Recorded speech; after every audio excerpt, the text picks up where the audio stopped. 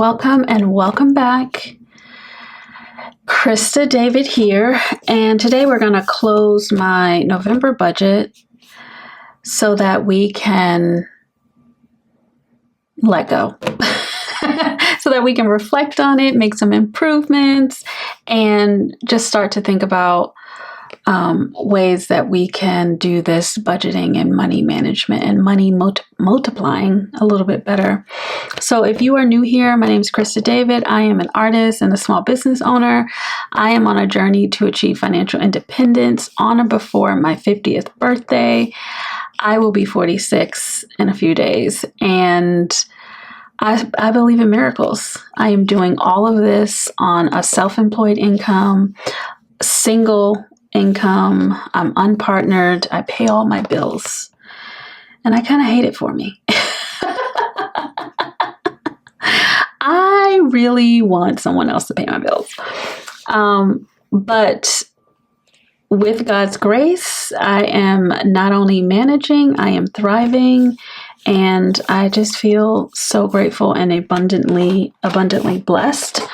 So let's just get into the numbers. If you're new here, like I said, I'm self-employed.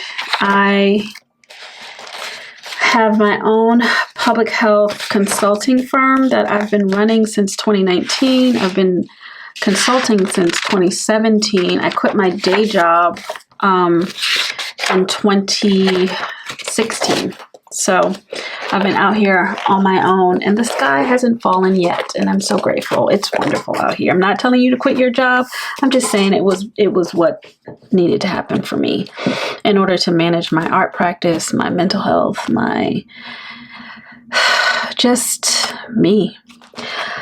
Okay, I don't want this to be a long video because I can be a chatty Cathy, but if you have any questions about anything, you can put it in the comments. No question is off limits. I'm pretty much an open book. That's why I share my real numbers. You know, when I get married, whenever my husband shows up, probably not going to be sharing my numbers on the internet anymore because we'll be jointly managing our money. But for now, as a single lady, I'm just sharing with you all of my things. Okay, so here is what happened in November. And some of it is quite chaotic, but I'm doing my best. Like, I've just started budgeting consistently starting this past June. And every month, I mean, it's hard. Actually, that's not true. I've been tracking my expenses all year, but like, planning ahead and going back and reconciling, which is what budgeting is. It's like taking an account of what goes out and what comes in, not just tracking your expenses. That's one part of it. But I have learned so much about what I like to do with regard to managing my money, what I don't like to do.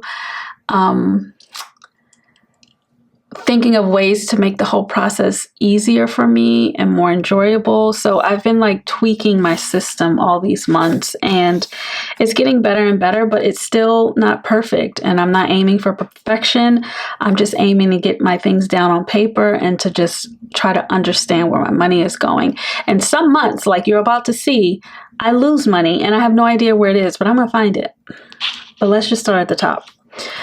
I like to start with a zero balance in my accounts, my checking account, because I want to account for all the money. So usually what happens if I'm doing this right, I will go through and sweep out my primary checking account, my bills account every time I get paid, like the day before I get paid, just so that there's no money in the account. I can start fresh from zero and budget out my paycheck. Now that's when I'm doing everything right. But somewhere along this month, I don't know what happened. I have no idea. So that didn't work out as cleanly, but I did start from zero. My earned income totaled $8,072. I get paid from my own company. I'm a W-2 employee of my own company. I get paid every 2 weeks. My company pays me a salary, and then it also covers separately outside of my check my health insurance, monthly health insurance premium, and my therapy, weekly therapy. All of that is auto debited from business accounts. Other income, there's no other income to speak of at this time. I will start bringing in other income. I do have 2 Etsy shops. They bring in little bits of money. Right now, I just have the money stored up. So it's not something I want to make a video about every month because it could literally be $17, girl. So I don't want to do that. But what I'm doing is just holding it, and then maybe I'll do a video where I allocate it out. I do have a binder where I put all the money in, but I'm not touching it or doing anything for it. I also have a monetized YouTube channel called Krista Davis Stationery. That's starting to bring in money every month, and that too I haven't been touching for the most part. I've been using to buy things to reinvest into the channel, you know, like a new little mic and, you know, things like that, which I got the mic, but I haven't opened it yet, girl. That just tells you what is happening. And so we'll talk more about like YouTube money and Etsy money later, but it's not a whole lot, but it is something. And I'll start bringing it into my budget in the new year. I use $550 of my savings, and this is from cash envelopes. So things that I knew I was going to pull from were here, and it was from my dog's pet fund, his pet boarding envelope. I had to take $200 out of that because I went to Charleston, so I had to pay for that.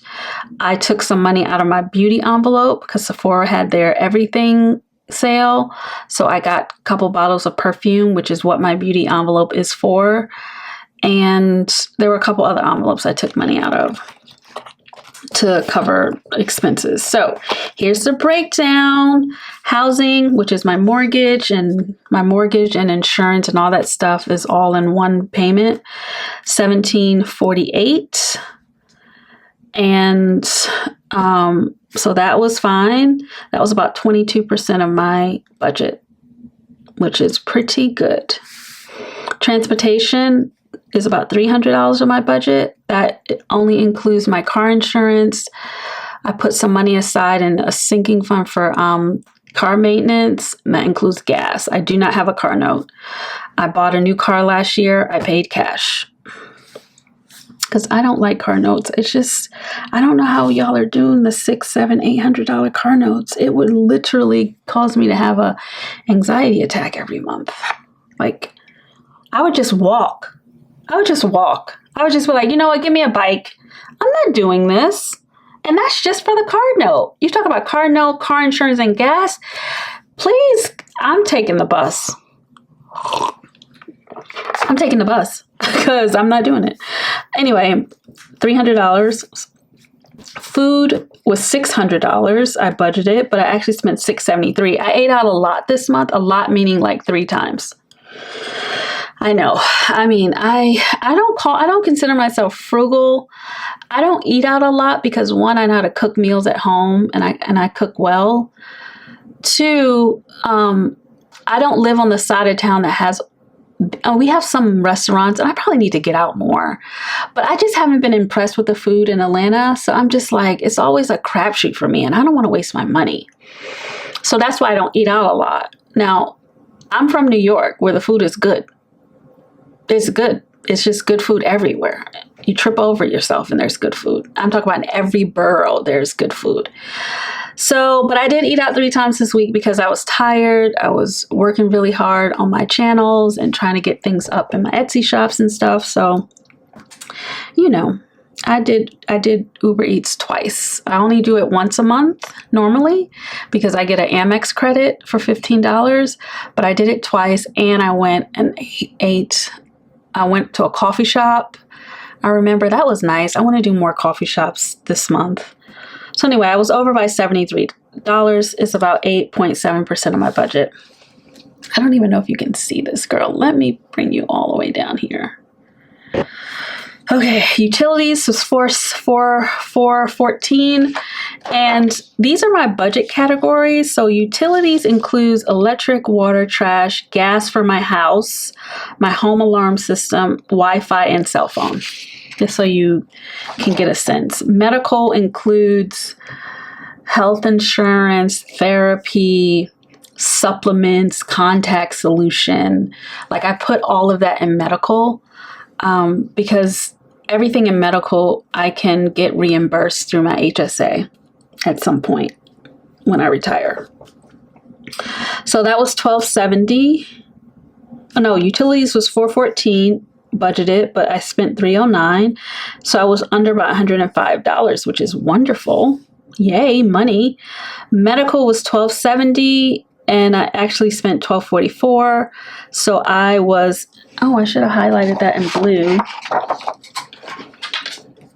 I was under $26. Yay for me. Health and beauty was I budgeted $144.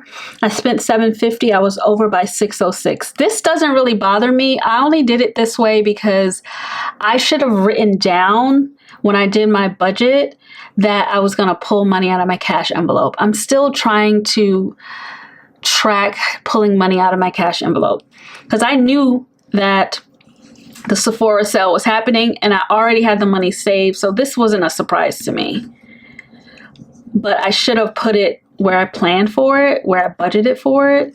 So I did that to be a flag for myself. It's not really like I went over, like I was anticipating this. See? So this is to scare me, to be like, girl, you need to write that down. Track the money in your cash envelopes, which I haven't really been doing that well with. Shopping for my birthday, I knew I was going to do that, so I pulled $291 from my cash envelope. Boom. But I knew that was happening. I kept talking about it. I knew it was happening. Blah, blah, blah. Pet care, $413, $742. Same thing here. I should have planned to take $200 out of my pet's boarding envelope. When I say plan, meaning I should have written it down. I want to get better with like using my calendar. Like when I went back to look at the November calendar, for example, right? Nowhere on this calendar, you can't even see the whole calendar, but nowhere on this calendar did I write down that I was going to Charleston. I left for Charleston on Thursday. I dropped my dog off on Wednesday. I should have put that in here, like pet boarding, and put the actual fee, $40 a day. And that's how we ended up me paying $200. Also, if I had put down going to Charleston, I would have known like I need to come back in here and put in the amount of money I was spending each day so that I can keep track of that. So it's red to scare me to do better next time. That's all. So that was pet care, $329. That was 9.6% of my budget. Subscriptions are $135. I did check on the Netflix to see if I can cancel, but after talking to my family members, it looks like everybody's pretty much using it. So I'm just going to keep paying the $25 for everybody. It's fine. It's my contribution to the family. Because fun fact, the Netflix app on my Samsung Frame TV, it keeps giving me an error. Like I haven't been able to watch Netflix for the past 3 weeks. And I don't know how to fix the error, and I don't care enough to call up anybody to try to fix it. So I'm just like, as long as somebody in my family is using Netflix, we're going to just say it's fine. Fun and hobbies, I pulled $50 out of my fun and hobbies envelope. Family, $26. I didn't account to do anything for my family, but I think in 2026, I will be setting up an envelope. Because my mom just called me up, text me like, can you send me some masks? And I was like, what? You can just order them or whatever.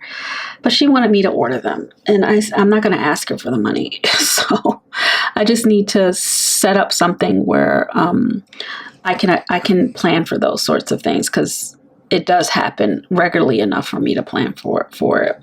Household, I budgeted $250. I spent $32. I had $218. Under miscellaneous, $53. This is all Fun Money Co. startup costs. So I have to sort that out and figure out how I'm paying for that. Savings, I put $133 in my Ally savings account. And savings challenges, which is savings, is $622. And then my studio, CD studio, I didn't account for having to cash flow the expenses for this month, but it was my fault because I didn't submit my 1099 to the gallery that is giving us a stipend, giving us 4 artists a stipend to prepare for this show and to travel to do the site visit. So I cash flowed the site visit, as well as a subscription came due that was like $235. So I have to get reimbursed from my studio once my studio has some money in its account, which hopefully should be in the next week or so.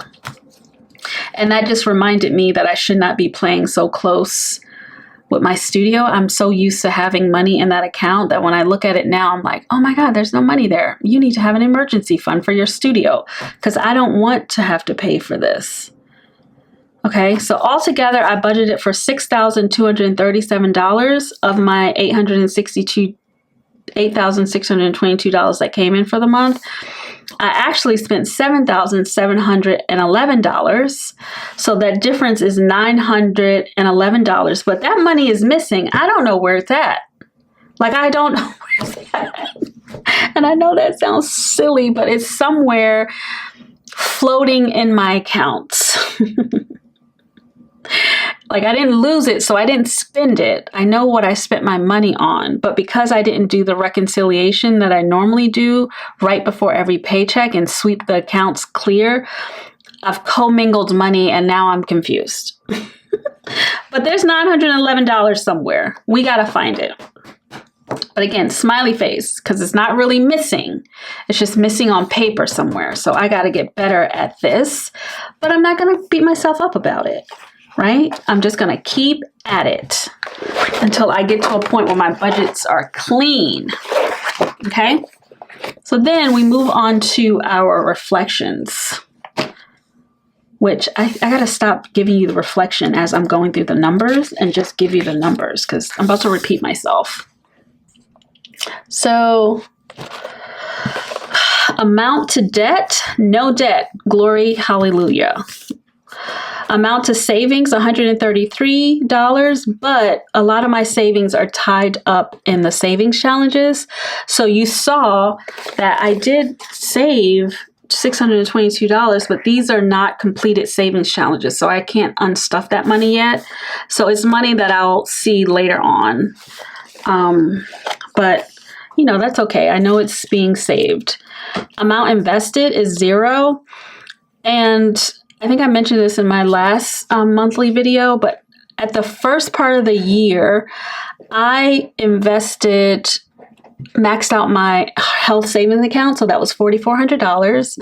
And I invest my health savings account in the stock market. I don't touch it. I don't reimburse myself. I pay all my medical expenses out of pocket on purpose because I want my money to grow tax-free in the stock market. So every time you see, oh my God, you're not investing, I am investing. It's just that I started investing earlier in the year, and then I started budgeting and sharing on this YouTube channel in the latter part of the year. What you're going to see in December is sort of like my annual summary of what I invested. So I've invested $4,400 in my HSA already. I'm about to do my backdoor Roth, which should be $7,000. And then I've already invested through my company, my solo 401k, about $15,500. And closer to the end of December, I'll take another closer look at the books and see how much more money I can sweep into my 401k. So I am investing. It's just because I'm a business owner, the way that my money comes in, that's how I invest. What I would like to do in the new year is to do more cost dollar averaging investing, where I'm just putting money every month into my investment accounts so that it's not a lump sum, but it's just like constantly putting money in there. So we'll talk more about that when we do like a end of the year roundup and net worth calculations. It'll be my first time doing a net worth calculation. Spoiler alert, it's negative because I have a mortgage. But we're going to be looking at my net worth and my liquid net worth, which are two slightly different numbers. So monthly summary, budgeting is messy, but still such a worthwhile practice. I need to create a printable or something where I can track by budget category or just jot it down on paper. That way, I like tracking my expenses, you know, and like, let me show you, doing the color coding. But for ease of calculating, I think I want to like just have a little sheet set up where it's like, put all of your food stuff here, put all of your shopping here, and that way I can easily tally up the categories. I think when you're using like an app, it does it really easily for you, but I just know that an app is just not going to work for me because I've tried all the apps and it doesn't work well for business owners. And if you know of something, let me know, but I've tried YNAB, I've tried Monarch Money, I've used Mint back when they were active. So it's just trickier when you're like a business owner with a couple businesses and you're trying to like keep track of your money and, you know, whatever. So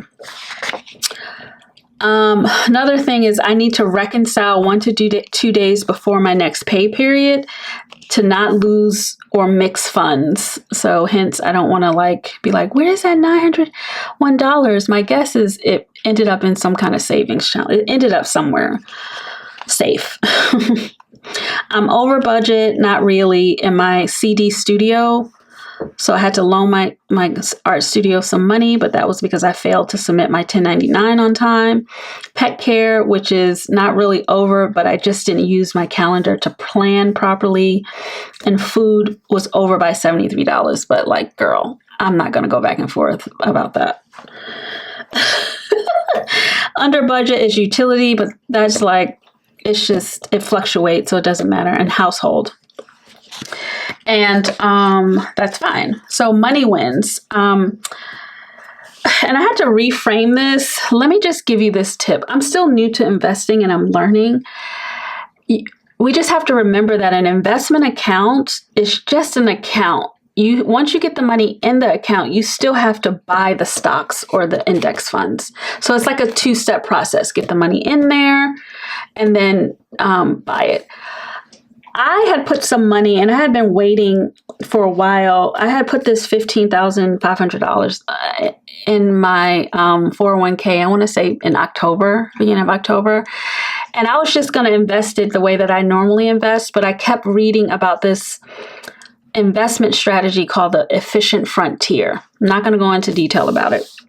And I was just stressing myself out about it. Do I stick with the index funds that I have? Do I do the efficient frontier? Blah, blah, blah. I finally made a decision on it the other night and I bought the stocks. Okay. So I have all of my money is invested and it's not just sitting in the account. Same thing with my HSA. I put the money in my HSA account in April and I forgot to go back because I was so busy. I know what was happening in April. I was working on a crazy deadline. So you put the money in, you have to wait a couple days for it to settle. And then you go back in and then you buy your stuff. You can also automate it to just buy it, but I didn't do that. So when I went to go check, I was like, why didn't that thing grow? And then I looked at it and I was like, because it's not invested. It's just been sitting there since April. Just $4,400 sitting there. Okay. But I have to trust that God looks out for babies and fools. See above. And again, I just have to write a SOP, a standard operating procedure for how I'm going to manage my money in those accounts because I have to go and look at them. I can't just set it. I can't set it and forget it at this point. So, I mean, I guess I could, but I would have to set that up. So anyway, my point is that I have to do a little bit better with making sure I'm keeping track of my investments. And then another money win was I had money credit to float the CD expenses. And when I say credit, I'm leaving those CD expenses on my American Express card because my American Express card isn't due until the end of December. And I usually like to pay it every 2 weeks or every time I get paid, I would pay my American Express bill. But I'm just going to leave it there and watch it until this check from the gallery comes in. Of course, if it doesn't, then I will just pay it. But anyway. Grateful for feeling good about my relationship to money, making progress on my savings challenges. Some improvements that need to be made. I need to check on my investments monthly. I need to reconcile every Sunday to keep my budget tidy. I need to simplify my savings challenges for 2026 and track them better. I need to create a money maintenance SOP.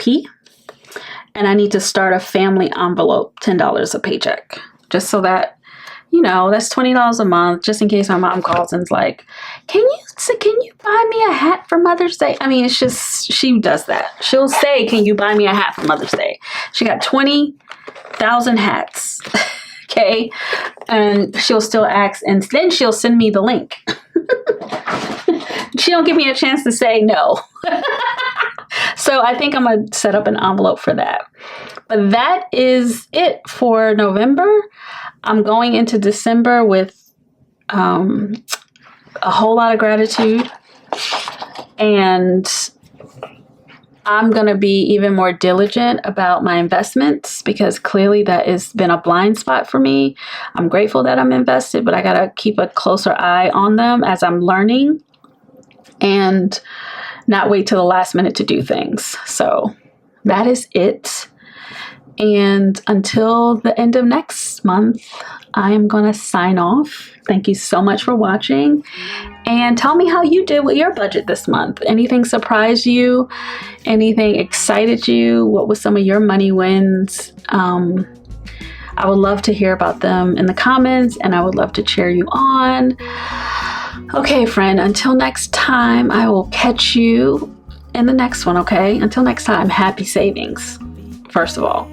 And then I will catch you in the next one. Bye.